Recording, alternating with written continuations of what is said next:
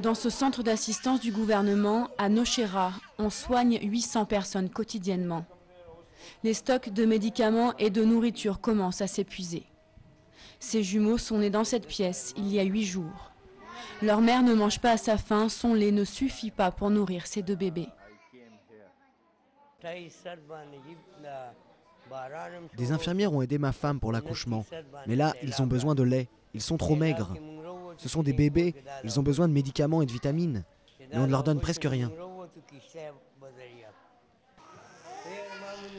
Gastro-entérite, diarrhée, maladie de peau, les patients souffrent tous des mêmes maux, mais l'équipe médicale du centre soigne plus d'enfants que d'adultes.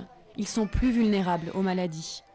En attendant les secours, beaucoup d'entre eux ont bu de l'eau contaminée par toutes sortes de bactéries et de virus. Anya a passé plusieurs heures avec de l'eau sale jusqu'à la taille et sa petite fille dans les bras.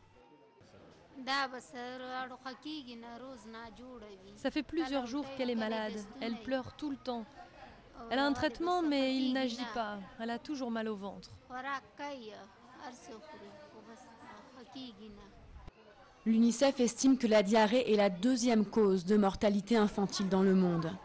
Ce type de maladie est particulièrement préoccupant quand il s'agit de nouveau-nés. Certains enfants vomissent 10 fois par jour. Quand c'est au-delà, on les transfère à l'hôpital. Il faut soigner rapidement car il y a un risque de déshydratation et donc de décès.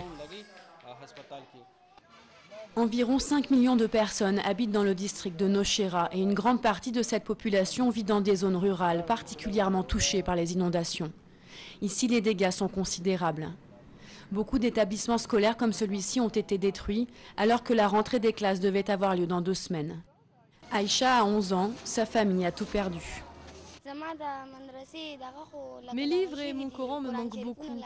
J'adore étudier, mais mon école a été détruite. Je ne sais pas comment on va faire et je ne veux pas rester là. Selon l'UNICEF, 6 millions d'enfants sont affectés par cette crise humanitaire.